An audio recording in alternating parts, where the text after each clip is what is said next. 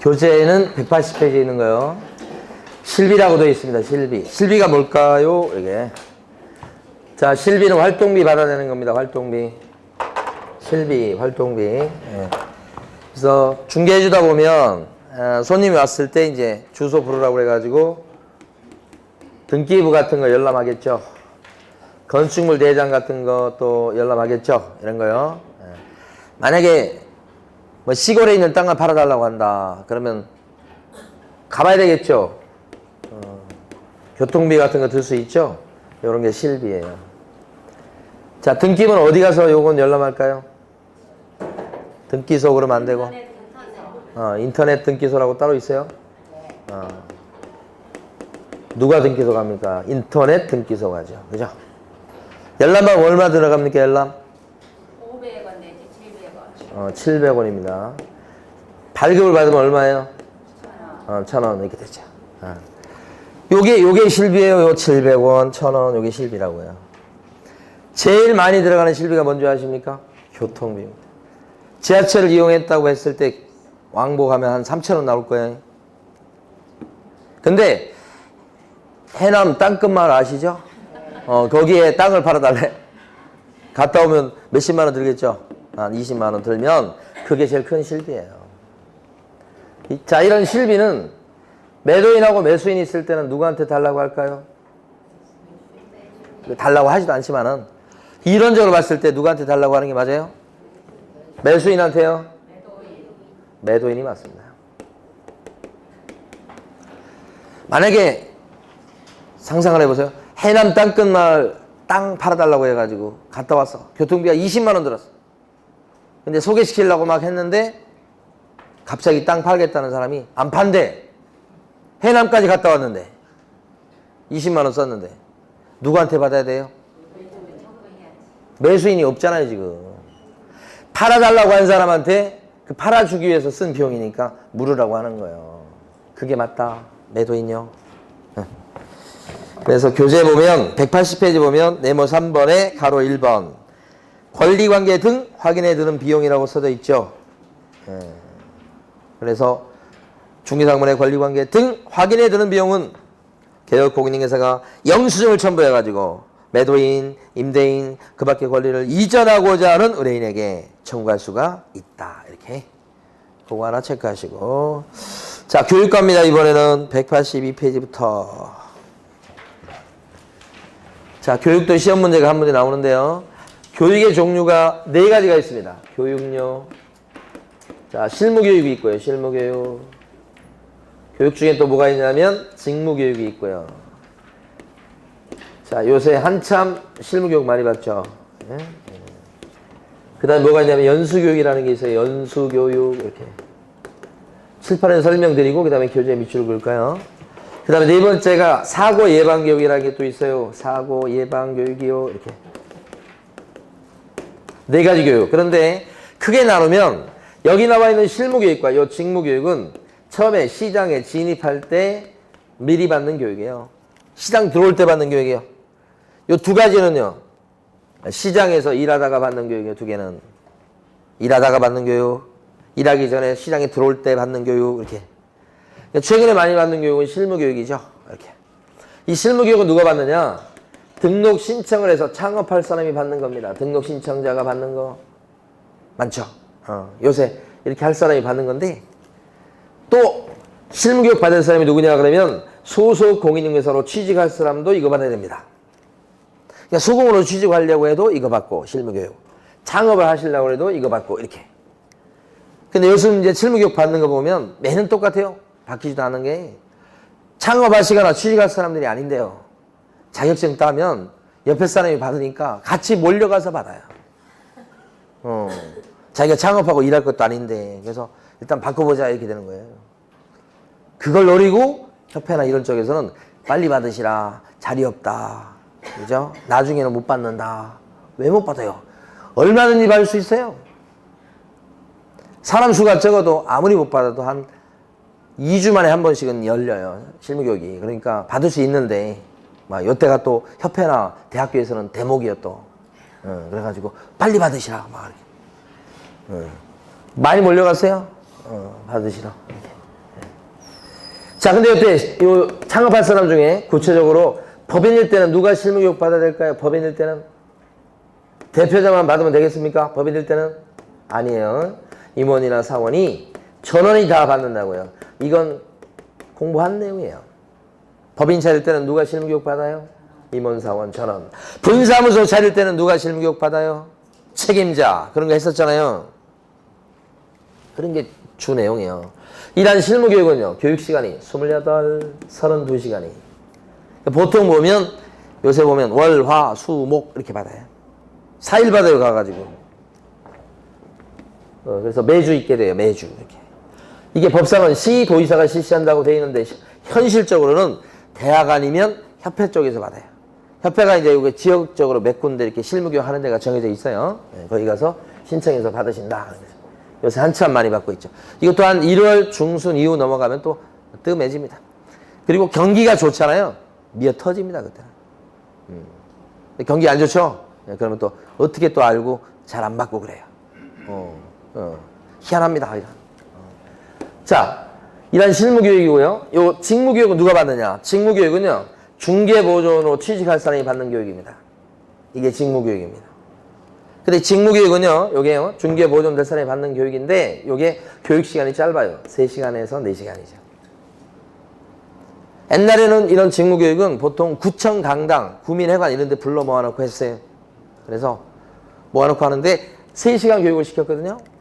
이게 3시간 뭐 그냥 앞에 사람이 좀 떠들고 그 시간 끝나면 끝이요. 그냥 쉬운 거죠. 요새는 모아놓고 하지 않고요, 인터넷 교육을 합니다. 인터넷 교육하면 어떻게 돼요? 안 가도 되죠? 돈은 내고 인터넷 틀어놓으면 되죠? 혼자 떠들으라고. 이게 직무교육이에요, 직무교육. 그래서 처음에는 이 직무교육도 시도지사가 한다고 돼 있었다가, 아니 구청 강당에 불러 모아놓고 막 하고 그러다 보니까 법을 바꿔서 시도지사 또는 등록관청이 한다, 이렇게 법을 고쳤던 거예요. 처음에 이렇게. 근데 나중에 다 인터넷으로 대체하게 되니까 별 의미가 없어져 버렸어요. 자, 그런데 이러한 실무교육과 직무교육은 둘 다 진입할 때 받는 교육인데 중요한 공통점이 2가지가 있어요. 실무교육 같은 경우는요, 오픈하려고 하죠. 그게 등록 신청하는 날입니다. 그 등록 신청하는 그날요, 그때 기준에서 거슬러 올라갑니다. 등록 신청한 그날 전 1년 이내에 받은 실무교육을 이때 등록하면서 써먹을 수 있다, 이렇게 된 거예요. 그러니까 한 달 전에 받은 실무교육도 등록할 때 써먹을 수 있고, 6개월 전에 받은 것도 써먹을 수 있고, 딱 1년 전에 받은 것도 오늘 등록할 때는 써먹을 수 있습니다. 그런데 만약에 1년 6개월 전에 받은 실무교육이 있다 그러면 오늘 등록할 때는 못 써먹습니다. 뒤집어 얘기하면 실무교육을 받으면 그 받은 실무교육에 유효기간이 있다는 거예요. 1년밖에 안 된다는 거예요. 이번에 받으셨죠? 1년 안에 오픈하시든지 취직을 하셔야 돼. 만약에 한 1년 6개월 있다가 사무실 오픈하려고 그래. 새로 받아야 돼요. 실무교육비가 13만 원 정도 들어가요. 1년 있다가 그때 오픈하려면 새로 받아야 된다는 거니까. 그러니까 이것은 오픈하거나 취직하기 직전에 바로 전에 받으시면 돼요. 근데 이제 이분들이 만약에 그 사정을 아시면 지금 받을 리가 없는데, 그냥 모르니까 막 다 가서 받는 거예요. 그 다음에 이 사람 같은 경우는요, 소공 같은 경우는요, 고용신고라고 그래요, 소공. 소공으로 취직하는 날이라고 생각하시면 돼요. 취직하는 날 1년 전 1년 이내에 받은 실무교육이 있으면 써먹을 수 있어요. 똑같습니다, 구조는. 교육이 똑같아요, 두 사람 다. 그러면 직무교육 요건요. 자, 이것도 고용신고일 전 1년 이내 직무교육 받은 게 있어야 돼요. 그래서 유효기간은 전부 다 몇 년이라고요? 1년. 요게 공통점이고. 또 한 가지 공통점은, 이 둘의 공통점은 관두잖아요? 폐업을 하잖아요?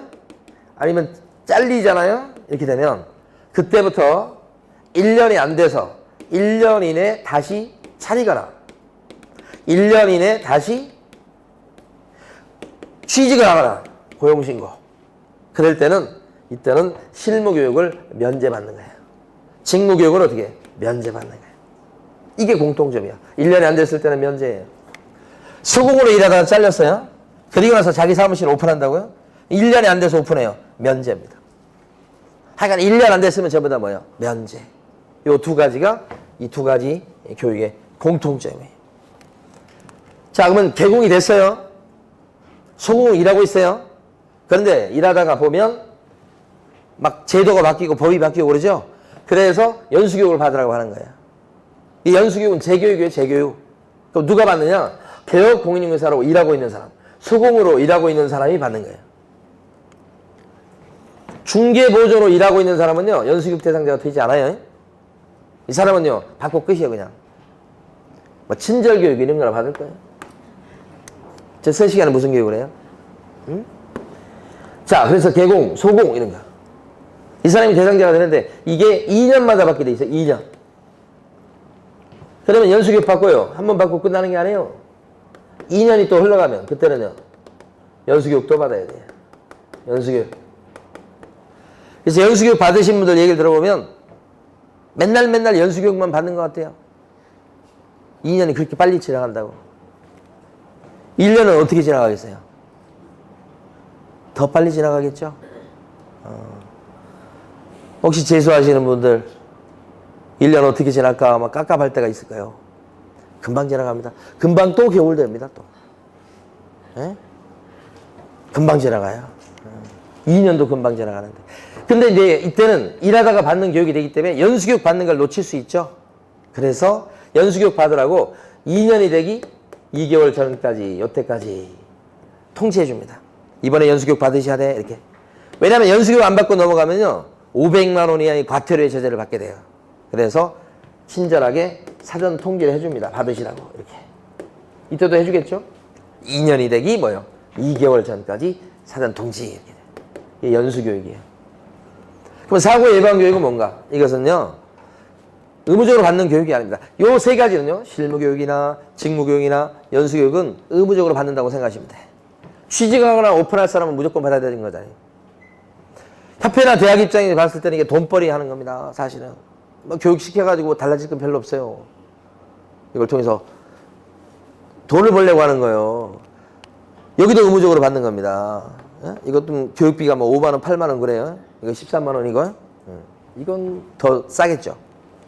사고 예방 교육은 뭐냐면 요새 이런 사고가 많이 터지니까 불러 모아요. 개공이든 소공이든 보조본이든 올 사람 오라 해가지고 자 이런 사고 터지니까 주의하세요. 이렇게 주의하세요. 라고 교육시켜주는 거예요. 이건 받아야 될 의무가 없어요. 그러니까 불러 모으면 가도 되고 안 가도 되고 이런 거예요. 별거 없죠. 다만 법상은 이제 사고 예방 교육을 하겠다 그러면 교육하기 10일 전까지 우리 사고 예방 교육 할 테니까 구민회관으로 모이시라 이런 식으로 장소 같은 것을 알려주거나 공고를 하거나 그렇게 하도록 돼 있어요. 별것 안 해요, 여기는. 그래서 완전히 성격이 틀려요. 그래서 여기 나와 있는 실무교육이나 연수교육이나 직무교육, 요것은 의무적으로 받는 교육이고, 요것은, 뭐, 가려면 가고, 뭐, 안 가도 무방하고 이런 거예요. 그래서 여기 나와 있는 세 가지는요, 국토교통부 장관이 이러한 교육에 대해서 지침을 만들게 돼 있어요. 지침을 만들어서 뭐 한다고요? 시행하도록 돼 있다. 시행, 이렇게.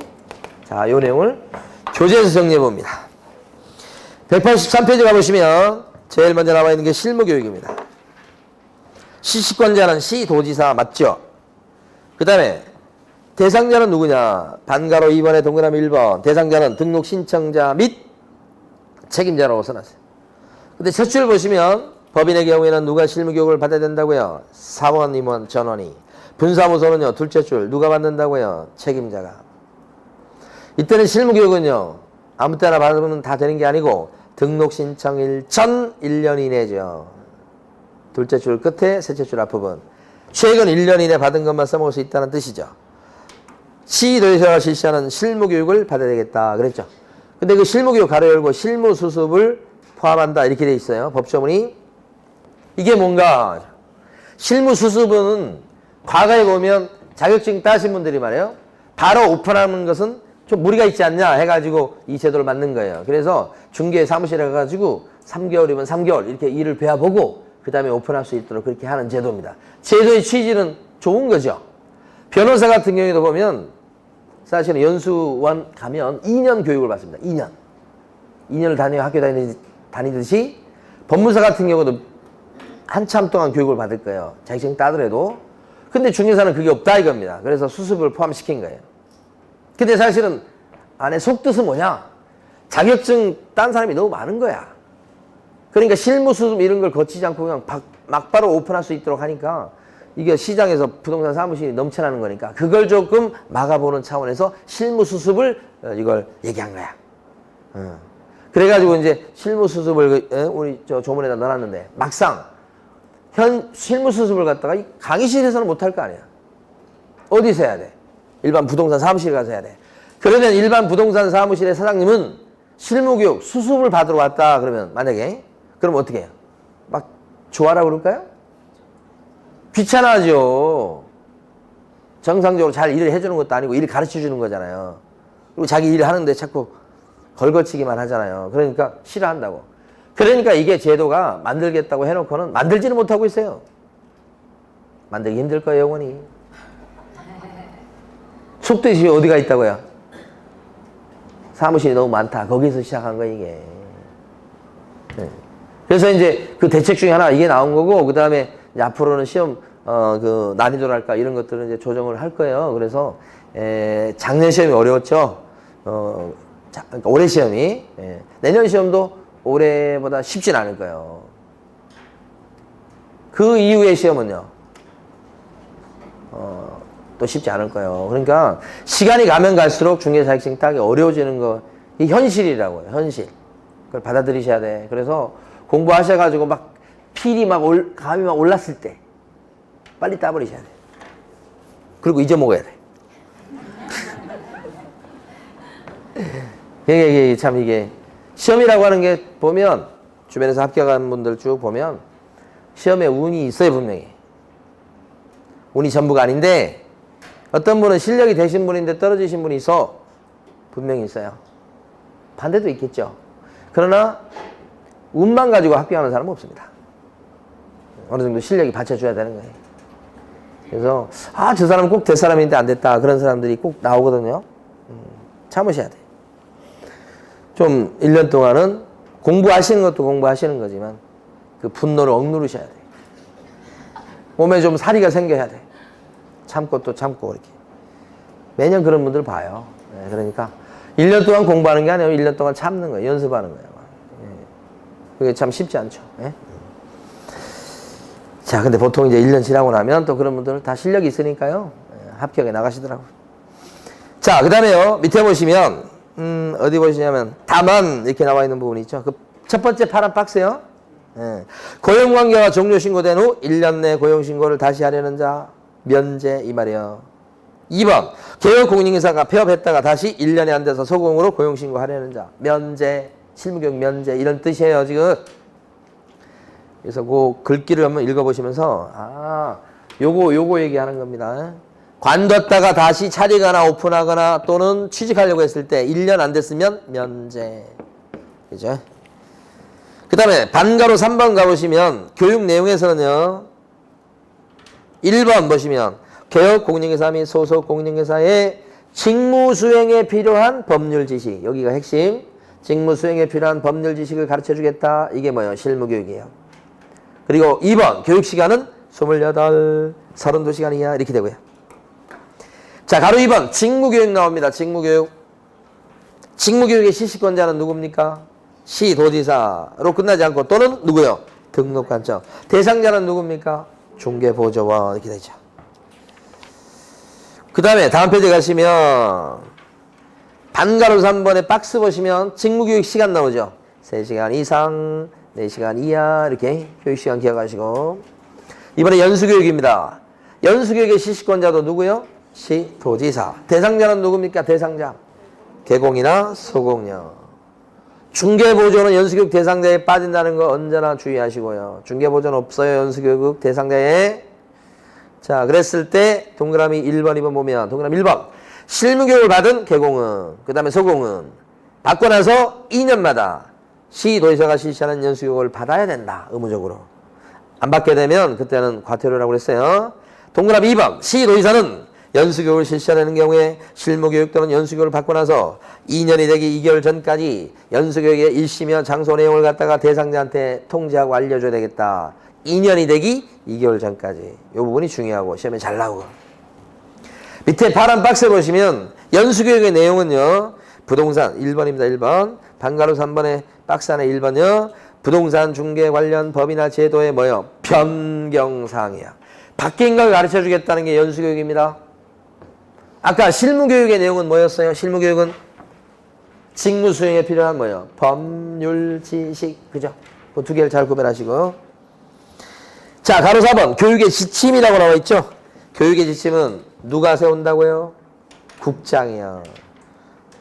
가로 4번의 제일 앞부분. 교육의 지침은 누가 만든다고요? 국장이요. 그거 기억하시고. 나머지는 뭐 넘어가겠습니다. 자, 이번엔 어디 가시냐면요. 보칙 넘어가시는데 186페이지. 업무 이탈은 시험에 안 나와요. 자, 188페이지 가시겠습니다. 포상금. 포상금요. 포상금 이렇게.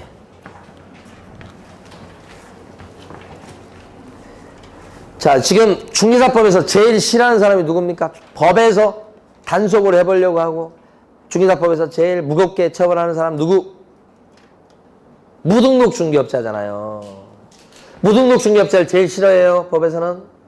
근데 무등록 중개업자는요, 지금 현재 시장에 많을까요, 적을까요? 어떤 사람이 그렇게 많아요? 무등록 중개업자인데 어떻게 하죠? 보통 남의 거 걸고 하죠. 지금도요. 어제도 이제 어떤 분이 사무실 인수해 보려고 이렇게 알아보시는데 목동은요. 권리금 1억 5천이래요. 목동이 1억 5천인데 4년 동안에 중개사무실이 양도 양수된 게 7건이 안 돼요. 4년 동안에. 그러니까 거기는 철저하게 회원제로 되는데 회원 아니면 할 수가 없고 자리도 없고 그런데 인수하려고 보니까 1억 5천 달라는 권리금을. 예. 그래서 인수할까 말까 막 그렇게 망설이더라고. 근데 그분은 그 넘기려고 하는 분은 증이 없어요. 그럼 어떻게 했어요 지금? 남의 거 걸고 한 거예요 지금. 그런 사람들이 사실은 어떻게 보면 적법한 동업 형태일 수도 있으나 잘못하면 어떻게 돼요? 무등록 중개업자가 되는 거예요. 그분도 고생 많이 하셨을까요? 넘기려고 하시는 그분 무슨 고생하셨을까? 자격증 걸어놓으면 좀 있다가 뭐예요? 나간다고 그러고. 자격증 걸어놓으면 좀 있다가 나간다고 그러고. 그거 고생이요, 그게. 그래서 이제 이번에 또 막 거래도 좀 잘 안 되고 그러니까 이제 넘기시고 나오려는 것 같대. 예. 그래서 고민을 많이 하시더라고. 인수할까 말까, 이렇게. 예? 그런 이제 남의 거 걸고서, 남의 거 빌려서 그렇게 하면서 적법한 동업이 아닌 무등록 중개업자인 경우는 지금 현재 시장에서 꽤 많이 있다고요. 네, 그래서 그거에 대해서 옛날보다는 줄었지만 그래도 또 꽤 많아요. 이런 사람을 단속을 해보려고 하는데 문제는 행정관청에 있는 공무원 몇 명 갖고 거기에 있는 수백 명, 수천 명을 단속을 못해요. 불가능해요. 그래서 법에서는 이런 무등록 중개업자 보신 분 관청에다가 신고하라 이거예요. 그럼 관청에서 조사해봐가지고 이 사람이 무등록 중개업자로 밝혀지면 포상금을 주겠다 이거예요. 50만 원이요. 웃는 의미는 뭐예요? 너무 적은가요, 액수가? 그래서 여러분 생각하신 것처럼 이거 신고 고발하는 사람들이 잘 많이 없어요. 그리고 결정적인 것은 이 제도가 잘 쓰이지 않는 결정적인 이유는 뭐냐? 신고 고발했을 때 포상금을 받으려면 결정적 증거를 제공해야 돼요. 그게 힘들어요. 남의 거 걸고 하지만 이 사람이 무등록으로 중개업을 해요. 그런 증거를 확실히 잡기가 힘들다. 그러니까 계속 신고 고발 건수가 줄어요. 이게 포상금 제도입니다. 일단은 그러면 이런 포상금은요. 누구를 겨냥해가지고 이걸 만들어놨는가? 포상금이 걸려있는 사람을 먼저 생각하셔야 돼. 세 사람이요. 그 파란 박스에 보시면 1번 188페이지입니다. 지금 1번 중개사무소에 개설 등록하지 않고 중개업을 한 자. 이 사람이 무등록 중개업자입니다. 이 사람이 타겟입니다. 그 다음에 2번은 거짓이나 그 밖에 부정한 방법으로 개설 등록한 자 이렇게 돼 있죠. 이 사람 누구요? 부정 등록자예요. 부정한 방법으로 등록을 한 사람. 이 사람이 무등록 중개업자고 다를 바가 없는 대표적인 사람이에요. 그래서 2번 같은 경우는 많진 않지만 예를 들어서 자격증을 따기 힘드니까 자격증을 위조했어요. 근데 위조범들한테 얘기 들어보면 증 위조가, 자격증 위조가 제일 쉽대요. 그죠? 그래서 자격증을 위조해가지고 관청이 또 속아서 등록을 내준 거예요. 그럼 뭐예요? 그게 부정 등록이에요. 그러니까 이번 같은 경우는 사례가 많지는 않은데 바로 그런 경우예요. 그럼 그 사람은요? 사실은 무등록 중개업자하고 다를 바가 없는 사람이에요. 3번에 보시면 등록증이나 자격증을 다른 사람에게 양도되어 하거나 다른 사람부터 양수되어 받은 자. 현실적으로는 3번을 통해서 1번이 되는 경우가 많다고 해요. 그래서 다 포상금을 걸어놨습니다. 이 세 사람에 대해서. 그러니까 첫 번째는 포상금이 걸려있는 세 사람을 기억을 하시고요. 두 번째. 가로 2번 가면 포상금은 도대체 얼마 주는 거냐. 포상금은요. 가로 2번에 첫 줄 보면 등록관청이 줍니다. 주는데 얼마나 주냐. 한 건당 50만 원이에요. 건당 50만 원이에요. 근데 이제 포상금 제도를 요걸 도입할 때 무등록 중개업자가 현실적으로 많고 근데 주변 사람들은 무등록 중개업자인 사실을 알겠고 그래서 신고나 고발 건수가 많을 거라고 생각했어요. 처음에는 좀 있었죠. 그런데 해보니까 뭐예요? 돈을 못 받게 되는 경우가 많이 생겨. 신고했는데도. 그래서 이제 처음에 이 제도를 만들 때 포상금 받기 위해서 시민들이 참여해가지고 신고 고발 건수가 많아가지고 단속을 좀 제대로 할 수 있겠다 싶어가지고 혹시 이거 포상금 줄 때 돈 모자라면 어떡하지? 거기까지 걱정을 한 거예요. 그래서 국고에서 보태주는 제도를 만들었어요. 국고에서요. 50%까지는 보조할 수 있게끔. 그러니까 구청이나 시청에 돈만 가지고 다 지급하지 못하는 경우가 나올 수 있으니까 그런 제도를 만든 거지. 그런데 처음에 제도를 만들 때는 그런 걱정을 해서 만들었으나 걱정할 게 없어요. 돈 나가는 게 별로 없어. 근데 어쨌든 시험에는 국고 보조하는 제도가 있습니다. 둘째 줄에 보면 포상금 지급에 소요되는 비용에 대해서 일부를 국고에서 보조할 수 있다라고 되어 있다고요. 그 일부라는 게 셋째 줄 끝에 있는 것처럼 50%까지예요.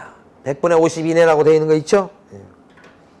자, 세 번째가 조금 여러분들 이해하셔야 됩니다. 포상금은 가로 3번 언제 주느냐 이거지. 포상금 줄 때요. 자, 여기 무등록 중개업자가 있습니다. 이 사람이 지금 무등록 중개하는 것을 갖다가 B가 신고나 고발을 했습니다. 이 사람 무등록 중개업자예요 라고 신고 고발했어요. 그러니까 신고 고발이라고 하는 것은 구청에 가서 또는 시청에 가서 신고 고발하는 거. 그 다음에 또요. 경찰서라든지 검찰청에 가서 신고 고발하는 거 얘기합니다.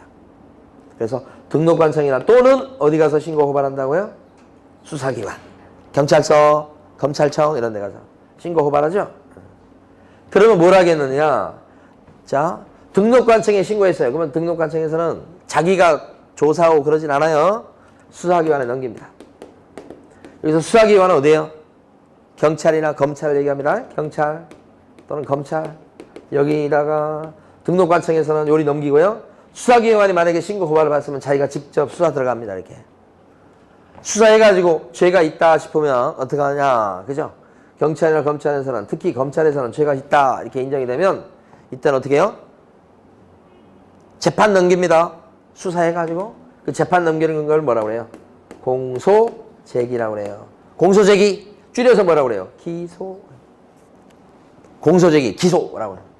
그럼 어디로 넘어가요? 재판. 재판 단계로 넘어갑니다. 그 다음에는 재판하면 이제 여기는 누가 나타나요? 판사가 나타날 거 아니에요? 판사가 나타나가지고 A라는 사람이 무등록 중개업자가 돼서 3년 이하의 징역이나 3천만 원 이하의 벌금으로 처벌받게 법이 되어 있는데 이 사람 어떻게 처벌할 건지를 재판합니다. 그래서 만약에 딱 보니까 이 사람이 무등록 중개업자 맞아요. 그랬을 때는 어떻게 하느냐. 그 사람에 대해서 자 징역 벌금을 때립니다. 형벌을 뭐 한다고요? 선고 이렇게 되죠. 재판해가지고 끝에 징역 6월 뭐 이런 식으로 선고한다고. 그러면 그 다음에 어떻게 되는 거야? 그 다음에는 이제 깜빵 가는 거지. 징역 6월이면 이게 집행이야. 그래서 죄를 지어가지고 처벌을 받을 때까지 단계를 보면 그게 수사. 그 다음에는 뭐예요? 재판. 마지막에 뭐예요? 깜빵 가고 이렇게 되는 거예요. 이렇게. 이런 단계를 거치게 돼요. 근데 어디서 출발하냐? 여기서부터 이제 고발해가지고 시작되는 거예요. 이게. 그럼 이때 보면 형벌의 선고가 있어요. 이때 죄인으로 확정되는 거라고 우리가 공부했었어요. 옛날에. 아무리 재판 중일지라도 아직은 죄인 아니다. 이때가 죄인이 된다고 그랬어요. 근데 보상금 언제 주느냐? 보상금 원래대로 하면 이때 줘야 돼요. 이때. 원래대로 하면. 왜요? 저 무등록 중개업자 이미 확정된 게 요때니까 원래는 요때 줘야 되는 겁니다. 원래는. 근데 보상금 이때 준다고 하면 그 전에 수사하는데 한참 걸리고 재판하는데 한참 걸리고 그래서 결과 나오고 1년도 넘게 걸리겠네 잘못하면. 신고 고발하고서 1년 있다가 다 근데 그 과정에서 수사할 때 가서 또 뭐 해야 돼요? 증거도 내주고 가서 진술도 해야 되고 수사받을 때 협조해야 되죠? 재판장에 가면 또 한 번 더 불러요. 판사가 또 들어야 되겠다고 하면서. 그리고 나중에 이게 유죄 판결 나면 그러면 그때 포상금을 준다? 누가 신고 고발하겠어요? 여러분 같아도 안 할 거예요. 그래서 요때 원래 줘야 되는데 땡겨줘요. 언제 주느냐? 기소가 되죠? 검사가 기소하는 겁니다. 검사가? 네. 그러면 요때 포상금이 나와요. 땡겨주죠. 보통 검사가 기소해서 죄를 인정하면 판사도 인정한다고 보는 거예요. 그래서 땡겨준다는 게 중요한 거예요. 그런데 어떤 게 있냐면 독특한 게 검사가 말이에요. 딱 보고 이 사람이 무등록 중개업자 맞아. 근데 보니까 이 사람이 주변 환경이나 가정 형편이나 이걸 쭉 보니까 또 수긍이 가는 측면이 있는 거야. 이 사람이 무등록 중개업한 건 맞지만 가정 형편도 어렵고 그다음에 가만히 보니까 뭐예요. 잡히자마자 막 눈물을 흘리면서 후회를 해요. 잡히면 그렇게 참회를 하는 게 중요합니다. 거기서 잘했다고요. 거기서는 잘했다고 막 이렇게 고개를 쳐들고 그러면 더 엄하게 처벌받습니다. 반성하는 사람과 반성하지 않는 사람은 다른 겁니다. 중요합니다, 진짜. 그래서 검사 앞이나 또는 특히 판사 앞에 가서는 울어야 돼요. 잘못했다고 울어야 돼. 그럼 판사가 그렇게 막 잘못했다고 그러는데 세게 때리지는 않는 거야. 검사 입장에서 봤을 때 이 사람이 무등록 중개업자인 건 맞는데 가만히 보니까 집안 형편도 어렵고 사정도 있고 좀 뉘우치는 기색이 보이면 검사가 봐줍니다. 재판 넘어가기 전에. 그거 기소유예라고 합니다. 기소하는 것을 미뤄뒀다 이 말이에요. 이건 죄가 없다고 판단한 게 아닙니다. 재판에 안 넘긴다고 봐주는 겁니다. 검사가. 그럼 이건 뭐예요? 기소유예 결정이 내려지면 그때 포상금 나옵니다. 이건. 죄를 인정한 게 되니까 검사가. 근데 검사가 이때 수사해보고 나서 어떤 경우가 나오냐면 기소유예가 아니고 어떤 게 있냐면 무혐의 처분하는 경우가 있어. 무혐의는 뭐죠? 혐의가 없다는 뜻이죠. 검사가 보니까 죄가 안 된다고 생각한 거야 이 사람. 남의 거 빌려서 하는 걸로 알았더니 보니까 빌린 게 아니고 동업 형태야. 그러면 이때 무혐의 처분이 나옵니다. 이랬을 때는 죄가 없는 거니까 포상금 주겠어요? 안 준다. 그러니까 중요한 포인트는 뭐냐? 포인트는 두 가지인데 포상금은 이때 나오는 게 아니에요. 머리 땡겨 나오지. 언제 아니면 언제. 공소제기 아니면 언제. 기소유예 그때 나온다는 거예요. 대신에 여기 지금 신고 고발이 들어가는데 이 신고 고발이 행정관청에 의해서 알기 전에 신고 고발이 들어가야 됩니다. 행정관청에 의해서 발각되기 전에 신고 고발이 들어갔어야 되죠. 이 사람에 대해서 구청 가서 시청 가서 신고하러 갔더니 구청에서 뭐라고 그래요? 그렇지 않아도 우리가 조사 중이라고 그래요. 그러면 돈 못 받아요. 발각되기 뭐요? 전에. 두 개가 중요합니다. 저기하고 여기가. 교재에서 한번 정리해보면 가로 3번에 반가로 1번입니다. 지급 조건이라고 나와 있는 겁니다. 거기 첫 줄을 보시면 포상금은 신고 고발 대상 중 어느 안에 해당하는 자가 행정기관에서 발각되기 뭐요? 전에. 여기 주의하시고 등록관청이나 수사기관에 신고 또는 고발한 자에게 신고 또는 고발 사건에 대해서 검사가 뭘 하거나 공소제기하거나 또 뭐 했을 때게 기소유예죠. 여기가 가장 핵심이에요. 공소제기 또는 기소유예. 그게 지급 조건입니다. 요때 한해서만 지급한다고 나와 있죠. 자, 이제 하나만 더 합니다. 자, 오른쪽 페이지 갑니다. 요런 경우가 문제가 됩니다. 요런 경우 어떤 경우냐면 A가 무등록 중개업자입니다. 무등록 중개업자니까 3년 이하의 징역이나 3천만 원 이하의 벌금으로 처벌받을 사람인데 요걸요 A가 무등록 중개업자인 사실을 갖다가 B하고 C가 알고 있어요. 그래서 한 명의 무등록 중개업자에 대해서 두 명이 신고 고발했다 이런 거예요. 그랬을 때 포상금이 50만 원인데 50만 원 어떻게 받냐 이 말이에요. B하고 C가 둘이 같이 가서 신고 고발해서 이렇게 같이 가서 둘이 친해요. 그래서 신고 고발해서 그랬을 때 포상금은요 50만 원 어떻게 줄까요? B한테도 50만 원 주고 C한테도 50만 원 주고 그럴까요? 두 명이 같이 가서 신고 고발한 거예요, 지금. 그랬을 때 포상금 어떻게 줄 것 같아요? 각각 50만 원씩 주는 거 아니죠? 나눠주겠죠, 나눠주겠죠. 똑같이 균등하게 뭐 한다고요? 배분한다고요. 그러면 B한테도 얼마? 25만 원. C한테도 뭐예요? 25만 원. 같이 했으니까요. 똑같이 나눠준다 이 말이에요. 같이 했으니까. 그게 합리적으로 맞는 거예요. 근데 이 사람에 대해서 B하고 C가 신고 고발했는데 B는 B대로 신고 고발하고 C는 C대로 신고 고발했다 이 말이에요. 보상금은 이때는 어떻게 줄까요? 따로따로 신고 고발했는데 따로따로 했는데 그때는 B한테도 50만 원, C한테도 50만 원 이렇게 줄까요? 둘 중에 1등으로 신고한 사람한테 50만 원 몰아줘야 되겠죠? B가 먼저 신고했어. 그러면 B한테 50만 원 주고 끝! C는요. 신고 고발했지만 못 받는 거예요. 1등한테 몰아준다고요. 어쨌든 이 건에 대해서는 포상금이 얼마 나가는 거예요? 50만 원 나간다. 이게 한 건당 50만 원이다. 그 의미예요. 근데 같이 했을 때는 나눠줄 수밖에 없고 따로따로 신고 고발했을 때는요. 그렇죠. 1등한테 다 몰아주는 그 수밖에 없다는 거죠. 이게 조문이 돼 있어요. 오른쪽 페이지 보시면 동그라미 2번 제일 위에요. 지급에서 동그라미 기억번 보십니다.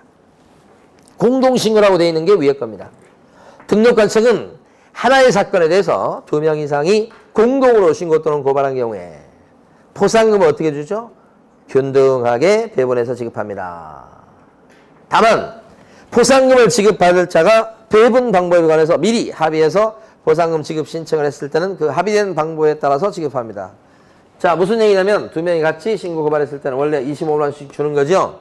그런데 신고 고발한 B하고 C가 자기들 B가 형님이니까 형님 먼저 해서 B는 40을 받기로 하고 C는요 동생인데 10만 원 받기로 하고 이렇게 해서 자기가 합의해서 이렇게 나눠달라고 하면 이렇게 주고 끝냅니다. 그러니까 합의가 있을 때는 무조건 뭐가 우선해요? 합의가 우선합니다. 그 얘기하는 거예요. 합의한 게 아무것도 없을 때는 똑같이. 그죠? 똑같이. 반면에 동그라미 니은번을 보시면 개별 신고라고 나와 있죠. 등록관청은 하나의 사건에 대해서 2건 이상의 신고 또는 고발이 접수했을 때는 이 2건 이상이란 말에 주목하셔야 돼요. 2건 이상의 신고 또는 고발이 접수했다는 얘기는 따로따로 신고 고발했다는 뜻입니다. 이랬을 때는 누구한테 포상금을 몰아주나요? 최초로 신고 또는 고발한 자한테 몰아주죠. 최초로. 그죠? 1등을 얘기하는 겁니다. 자, 그 다음에요. 넘어가셔서 이번에 191페이지 가보십니다. 행정수수료라고 나와 있는 부분입니다. 제일 밑에. 191페이지. 제일 밑에 박스. 파란 박스. 이게 뭐냐면 행정 서비스를 제공한 대가로 행정관청이 걷는 돈이에요. 이건 세금하고 좀 틀리죠. 세금은요. 나라에서 해준 거 하나도 없어요. 근데 강제로 걷어가는 게 뭐예요? 세금이요. 내기 싫어도 내는 게 세금이야. 그런데 여기 수수료는 뭐냐? 관청에서 서비스를 제공한 거야. 그죠? 뭐 자격증도 발급해주고 등록할 때 그 과정에서 뭐 등록 절차를 밟아주기도 하고 등록관청의 공무원이 행정 서비스를 제공한 거죠. 그때 최소한의 실비 같은 걸 받는 겁니다. 이게 행정수수료죠. 행정수수료. 그래서 지금 보면 행정수수료는 세금은 아니지만 세금처럼 법에서 근거가 있을 때만 거둘 수 있도록 돼 있어요. 만약에 말이죠. 이런 근거가 없이 거둘 수 있다고 하면 구청에서는 시청에서는 어떻게 할까? 건수를 막 만들어내겠죠. 응? 그래가지고 구청 앞에 지나갈 때마다 50원씩 내라고 그럴 수도 있잖아. 그런 게 없을 것 같아요? 옛날에 다 그랬어요. 지금 현재 그렇다는 뜻이 아니고 옛날에 나라에서 돈이 부족하잖아. 그러면 어떻게? 통행세 같은 걸 걷어. 그랬던 거예요. 옛날에도. 근데 지금은요. 민주사회가 돼가지고 법에 딱 근거가 있을 때만 돈을 거둘 수 있도록 돼 있는 거예요. 그게 요 수수료예요. 근거 있는 게 6가지란 말이에요. 그래서 행정수수료를 갖다가 납부해야 될 사유들 들어간 게 뭐냐라고 해서 문제를 간간히 출제합니다. 한 문제로 출제합니다. 이건 보통 보면. 근데 그 중에 보면 1번은 여러분들이요. 자격증 따려고 시험 응시 원서를 집어넣을 때 수수료 28,000원 정도 내죠? 그게 1번이에요. 이게. 그 다음에 2번. 자격증을 분실했거나 그랬을 때 자격증 재발급 신청할 때 그때도 또 내지요?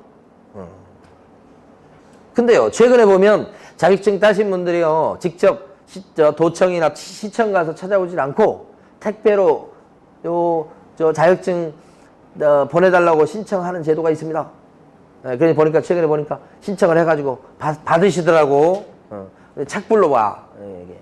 근데 그때는 그 택배비만 부담하는 거고요. 별도로 수수료를 걷지 않습니다. 왜 그럴까요? 그 전에 시험 응시할 때 시험 응시 수수료 걷죠? 1번요, 1번. 그죠? 여기서 합격하면 자격증을 주죠? 이게 시험 몇 번 나왔던 거. 시험 응시할 때 응시 수수료 걷는 거 맞죠? 근데 나중에 합격하면 자격증 줄 때는 따로 돈 내는 것은 아니다. 이거란 말이에요. 그래서 이걸 시험 몇 번 출제했어요, 이걸? 언제 수수료 걷는다고요?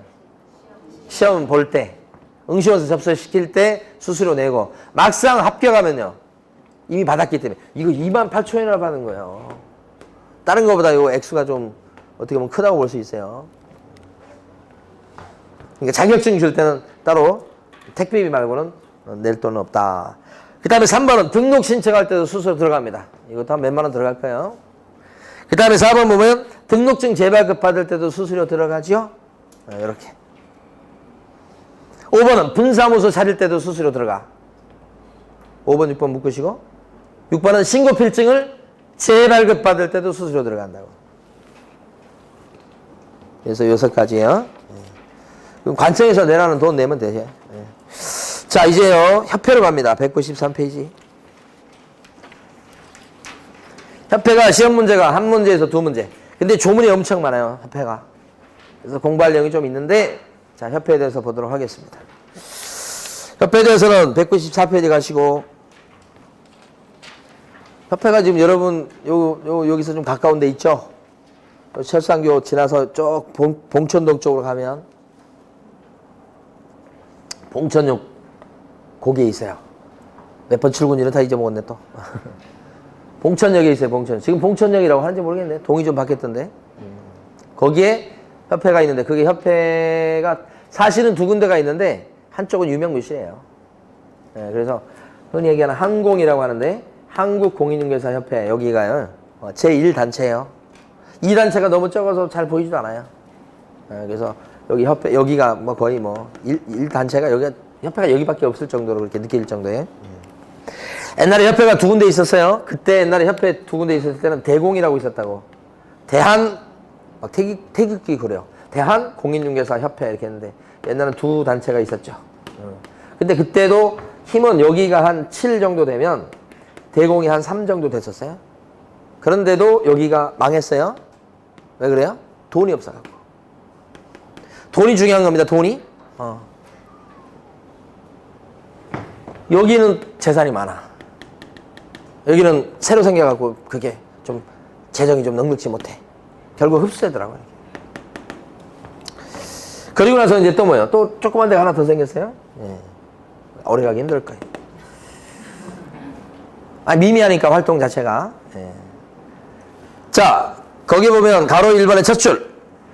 협회는 누가 모여서 만든 단체입니까? 단체죠. 누가 모여서 만들었을까요? 협회? 개혁공인중개사가 모여서 만든 단체입니다. 개공이 모여서 만든 단체예요. 개공. 개혁공인중개사인 공인중개사는 이라고 첫 줄에 나오잖아요. 개공이 회원인 거예요. 그런데 가로 제6조 제2항의 규정에 의해서 이 법에 의한 중개사무소 개설 등록한 것으로 보는 자를 어떻게 한다고요? 포함한다고요. 여기 나와 있는 요 사람이 누구요? 부칙 제6조 2항에 나온 사람이 누구요? 부칙 공인중개사. 그 사람이 북두방 할아버지요. 이분은 공인중개사예요, 아니에요? 공인중개사 아니에요. 자격증이 없으니까. 그죠? 그렇지만 예외적으로 껴주죠? 협회 회원이 됩니다. 공인중개사 협회인데도 회원 인정해줘요. 이분들이 연세가 높으시고요. 숫자가 많지 않기 때문에 그렇습니다. 옛날에 한 15년 전, 지금으로부터 15년 전만 해도 그때 당시에 협회 제가 강의를 딱 나가보면 협회 그 주차를 할 때 뒤에 주차장이 많진 않아요. 면적이 이렇게 넓진 않아. 평상시에는 문제가 없어요. 그런데 만약에 대의원 총회 같은 거 하자. 대의원들 모여가지고 뭐 총회 하잖아요?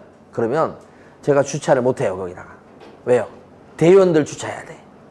근데 그 대의원들 제가 구경을 딱 해보니까 대의원 오신 분들이 전부 다 아주 고급 승용차를 몰고 와.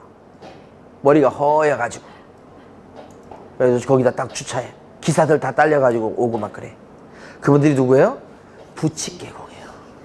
지금 우리가 그렇게 무시하는 부칙계공이에요. 그분들이 그 당시에는 협회를 좌지우지했던 사람들이에요. 그리고 그 당시 이분들은 70년대, 80년대 어마어마하게 돈을 번 사람들이에요. 외제차, 막 고급차, 그것도 조그만 외제차인데 조그만 차가 아니에요. 막 대형 차를 몰고 와요. 그래가지고 그분들이 협회를 막 좌지우지 했었어요. 그게 불과 15년 전이에요. 그때 당시에 부칙계공의 숫자가 협회 회원 중에서 그래도 한 30%는 됐었어요. 지금 어떤가요? 30%가 뭐예요, 지금? 전체 계공들 중에서 2%가 될까 말까 이렇게 돼요. 연세가, 그분들 연세가 80대 후반, 90대 초반 뭐 이렇게 되는 거예요. 대단했었죠, 그분들이. 진짜로. 우리 부동산 70년대, 80년대 부동산 시장 그때 한 가닥씩 하던 분들이란 말이에요. 그 시절은 앞으로 다시는 오지 않는 거죠. 영원히. 그런 시절은 다시 오지 않는 거지. 그러나 그죠? 그 정도까지 아니더라도 또 옵니다. 지금부터요, 한 7년 전, 8년 전에 부동산 시장에서 일하신 분들요, 죽는다고 그랬어요. 거래가 없다고 그랬어요. 맨날 논다고 그랬어요. 가격은 맨날 떨어지니까요, 투자했던 사람들도 다 한숨이었어요. 그런데 최근 2, 3년 동안 어땠습니까? 얼굴 확 폈었잖아요. 거래도 많고 가격도 올라가니까. 근데 이제 또 못해요. 거래가 좀 없잖아요. 죽는다는 소리가 지금 나오기 시작해요, 또. 에? 그러면 역사적으로 딱 보세요. 맨날 부동산 경기가 좋아요? 맨날 거래가 많아요? 맨날 부동산 가격이 올라요? 올라갈 때가 있고 떨어질 때가 있고 반복되는 거예요, 여러분. 떨어지면 맨날 떨어질 것 같죠? 올라가면 맨날 올라갈 것 같죠? 그게 사람 심리예요, 심리. 근데 그걸 반대로 움직일 수 있는 그런 마인드 컨트롤이 돼야 되는데 그게 어렵죠. 아, 떨어지면요, 나한테 기회가 오는구나, 그죠? 그렇게 생각을 해야 되는데 떨어지면요, 아이고 어떡하나, 걱정부터 앞서고, 월세는 어떻게 내나 걱정부터 앞서고. 올라가면요, 돈도 없는데 막 빚내서 막 사기 시작하죠, 또. 그게 다 같은 심리예요. 여러분만 그런 게 아니라 저도 그래요. 다 똑같은 심리인데 다시 한번 조금 물러서서 크게 볼 필요가 있어요. 맨날 올라가지 않아요. 맨날 떨어지지 않고 올라갔다 내려갔다 반복되는 거예요. 반복되는데 우리가 그걸 맨날 올라가면 따라 사서 물렸다가 좀 떨어지면 팔고, 떨어지면요, 아이고 무서워, 안 사다가 올라가면 또 따라 올라가서 사고. 그게 맨날 반복되는데 맨날 우리가 그 똑같은 바보 같은 짓을 똑같이 같이 해야 되겠습니까? 아니지. 지금 저부터도 반성하는 거예요. 그래서 어떻게 보면 기회가 올 수도 있다는 거예요. 그 기회가 오는 시장일 수도 있다. 네. 그래도 많이 떨어지면 많이 떨어진 만큼 또 많이 올라갑니다, 또. 네. 언제나 올라가는 게 좋은 것도 아니야. 자, 무슨 얘기를 하다가 지금 협회, 복도방 할아버지 그 얘기하다가 지금 여기 그분들 정말 한 가닥씩 다 하시던 분들이라는 거예요. 자, 그 다음에요, 가로 2번에 보면 협회의 법적 성격 나오는데 딴 거 아니에요. 회원들이 계공이니까 개혁 공인인계사인 사람이 모여서 만든 단체예요. 단체는 단체인데, 그래서 이걸 재단법인이라고 불러요, 사단법인이라고 불러요. 그렇지, 그게 가로 2번의 둘째 줄이에요. 사단법인. 그런데 영리법인이에요, 비영리법인이에요? 비영리법인이라고 하셔야 돼. 거기 회원들은 영리 목적으로 영업활동을 하시는 분은 맞아요. 그렇지만 협회는 성격이 틀려요. 비영리 사단법인이다 하는 거지. 그 다음에요, 가로 3번에 보면 협회의 설립 절차가 4단계 나오죠. 시험에 잘 나옵니다. 설립 절차 4단계. 4단계 어떻게 되냐면 제일 첫 번째가 정관 작성. 제목만 보시면 돼요. 정관 만들고요. 두 번째가요, 두 번째 제목 창립 총회 열고요. 총회 열고요. 자, 세 번째가요, 설립 인가고요. 요 인가 누가 내주죠? 인가? 누가 인가권자예요? 누가 인가를 내줘요? 국장이죠. 이렇게. 국토교통부 장관의 인가를 얻고요. 마지막에 어떻게 해야 돼요? 설립 등기를 합니다. 이렇게. 그러면 협회가 다 만들어집니다. 이렇게. 4단계 절차예요. 여기 보면 국장이 인가를 내주니까요. 협회하고 국토교통부 장관은 어떤 사이일까요? 협회다 그러면 협회하고요. 국장은 어떤 사이 같아요? 이 협회에 대해서는 국장이 감시합니다. 감독관청이에요. 감독을 받는 입장이죠. 그런데 우리 국토교통부 장관은 자기가 어떤 정책을 필 때 우리 협회에 도움이 필요하기도 합니다. 다시 한번 감독 대상자예요. 그런데 협조를 받을 대상자이기도 합니다. 그러면 협회하고 국토교통부 장관은 특히 협회 회장하고 국장은 어떨 것 같아요? 굉장히 친밀한 사이입니다.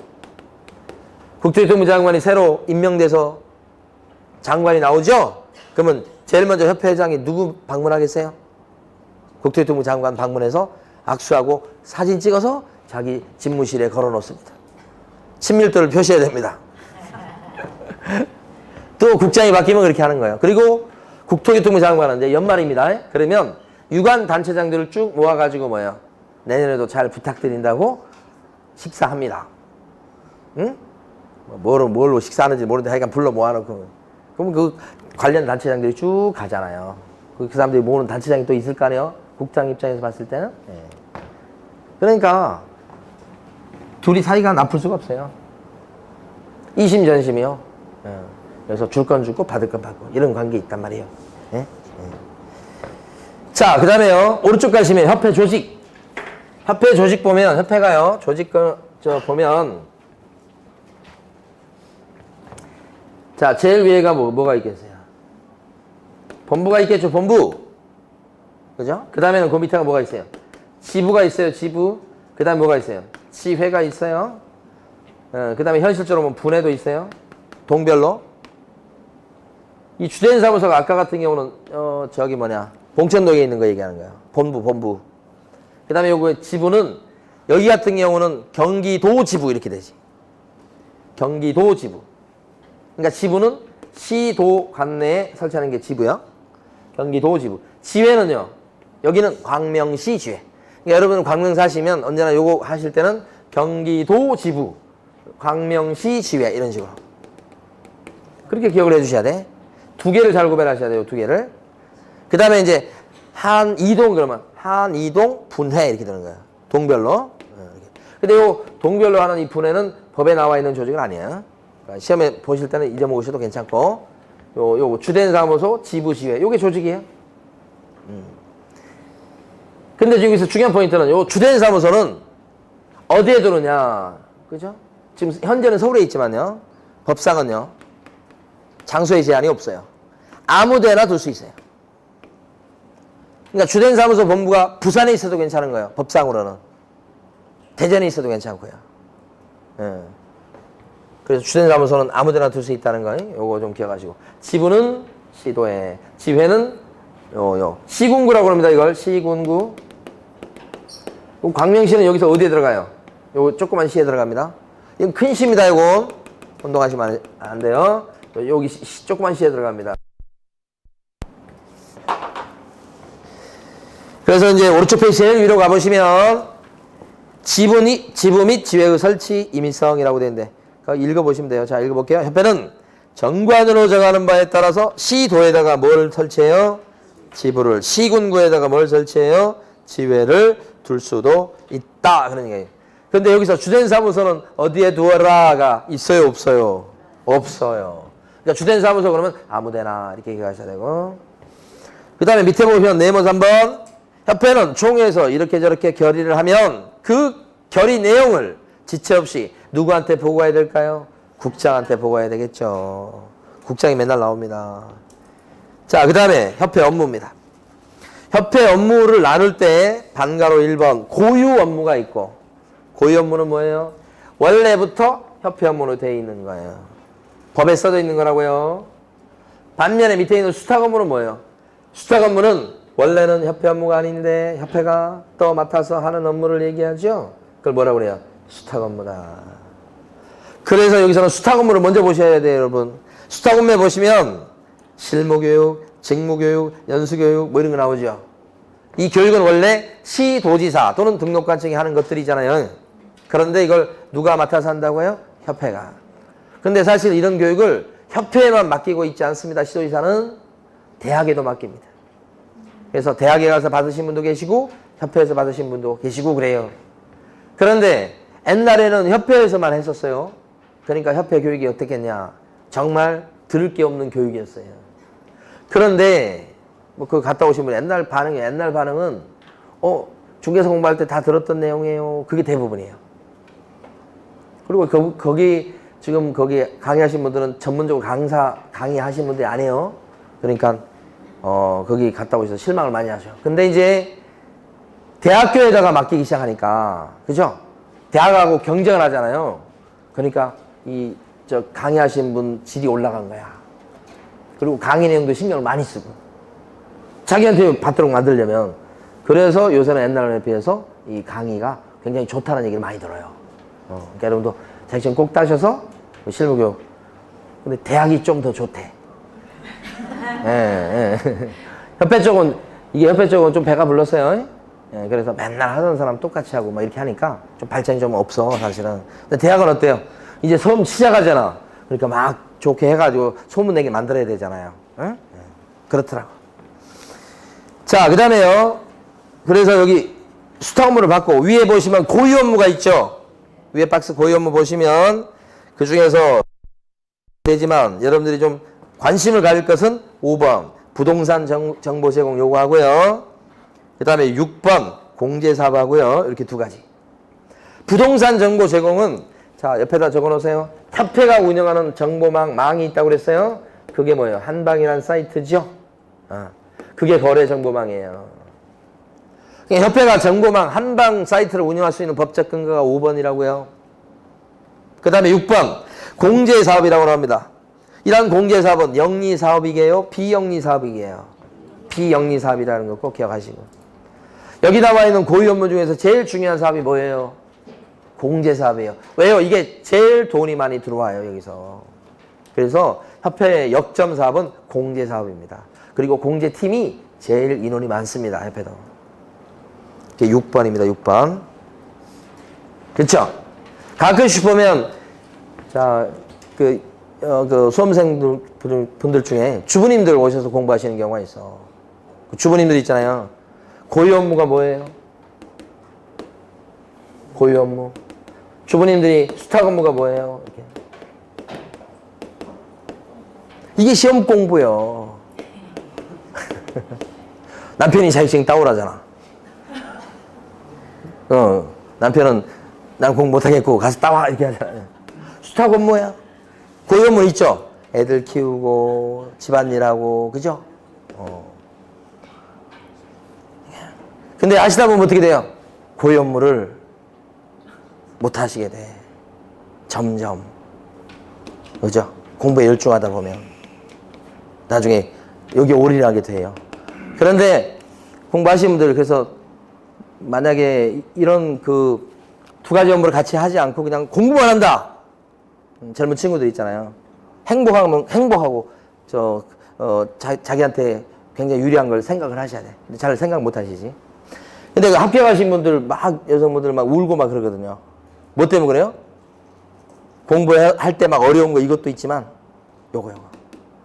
젊은 새내기 합격을 해서 애가 3살 뭐 4살 이런 거야. 그러니까 막 합격점 오면서 우는데 뭐냐면 뭐 때문에 그래요? 이것 때문에 우는 게 아니고 애를 돌봐주지 못하고 그죠? 그리고 공부해야만 했던 그런 기억들 있잖아요. 그것 때문에 막 그런 분들이 나오시더라고. 예, 그러니까 두 가지 같이 하는 게 정말 어려운 거예요. 어려운 거. 예. 남자분들은 어떻게 해요? 행복한 거예요. 근데 남자분들은 또 술을 많이 드시고 뭐 이런 거. 친구분들하고. 예. 자, 어쨌든 수탁 업무까지 했죠. 예, 자, 쉬었다가 공제사업에 대해서 보겠습니다. 196페이지부터. 예.